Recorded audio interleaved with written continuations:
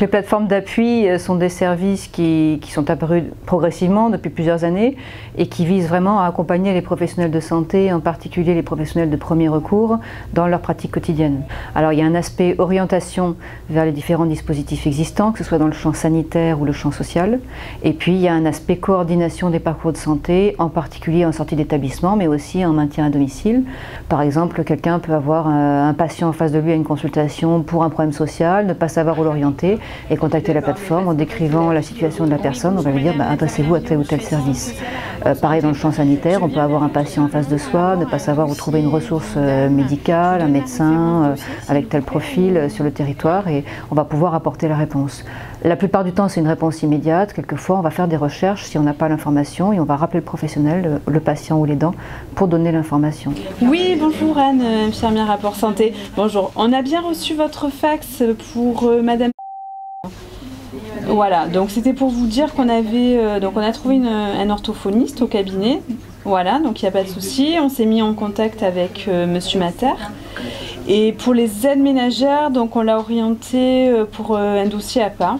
Notre mission, elle est vraiment de pouvoir planifier par exemple une sortie d'établissement ou un maintien à domicile dans les jours où la plateforme est ouverte, et après de faire en sorte que les acteurs remplissent leur mission. Par exemple pour l'urgence, l'infirmier peut contacter le médecin à un moment où nous on n'est pas ouvert, mais on sait que la communication est fluide, que tout le monde connaît les différents intervenants et que tout le monde a la capacité de joindre les intervenants concernés.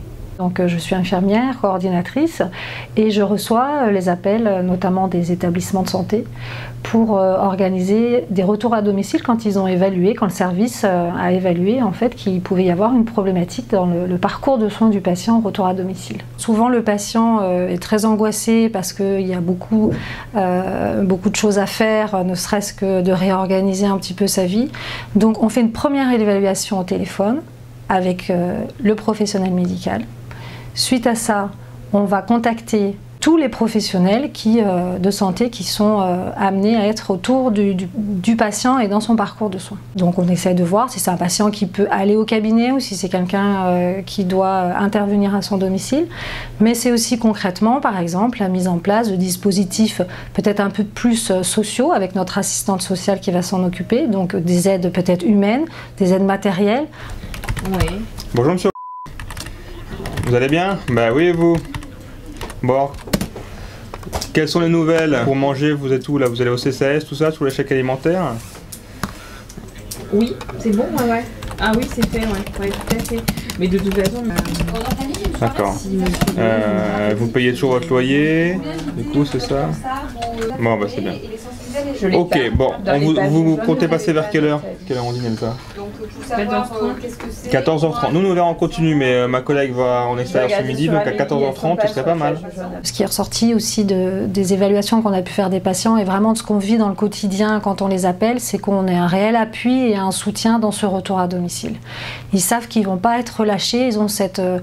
l'image que j'ai un peu tendance à dire, c'est qu'ils ont cette barre d'appui en disant que voilà, si il y avait le moindre souci, ils peuvent nous recontacter à n'importe quel moment et ce soutien est vraiment très apprécié. Alors c'est un service qui est intégralement pris en charge par les partenaires, donc il n'y a pas de contribution financière de la part du patient ni de la part des professionnels avec lesquels on collabore. Dans le cadre des évolutions de l'ensemble des structures, on a voulu évoluer vers un service beaucoup plus général, et pour faire ça, on a réuni des professionnels de santé, on a fait beaucoup de réunions avec des professionnels de premier recours, mais aussi avec des établissements de santé, avec des professionnels aussi du secteur social, pour essayer de voir où étaient les problèmes, où étaient les points de rupture dans le parcours de santé des patients aujourd'hui et où étaient les besoins.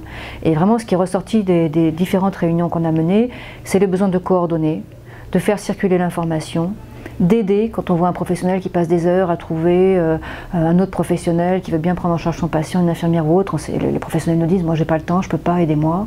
Orienter, connaître tous les dispositifs du territoire et aussi dans le champ social. J'ai un patient en face de moi et je ne sais pas où l'orienter, comment ça se passe. Peut-être ce qui caractérise vraiment, et c'est important d'être rappelé, les plateformes d'appui, c'est qu'elles sont un service pour les professionnels, donc elles ne font pas à la place des professionnels, elles donnent les services que les professionnels attendent. Le problème du maintien à domicile tient de ça, tient du réseau. Quand on travaille en équipe, ben, on travaille mieux, hein. C'est le but aussi. Je pense que la médecine évolue beaucoup dans ce sens-là aussi. L'intérêt d'Apport Santé, c'est que surtout, on sait si déjà ça fonctionne. Et ensuite, pourquoi parfois les gens finalement ont arrêté telle ou telle chose parce que ça leur convenait pas, mais au moins Apport Santé me permet d'avoir un retour et de pas me décourager, c'est clair, parce que c'est très très chronophage, ça prend énormément de temps de faire tout ça. Donc c'est un super appui et je trouve que la prise en charge est carrément meilleure. Et du coup, les gens aussi sont souvent très contents. Les assistantes sociales se déplacent, il y a les infirmières coordinatrices, ils ont toujours quelqu'un qui leur apporte une réponse en face.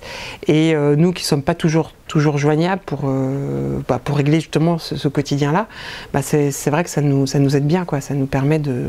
les gens se sentent vraiment suivis et ça les rassure. S'il n'y a pas une réactivité assez importante et s'il n'y a personne qui peut vous aider pour mettre les choses en place très vite, les gens, ils emmènent les gens aux urgences, ils sont en panique, hein.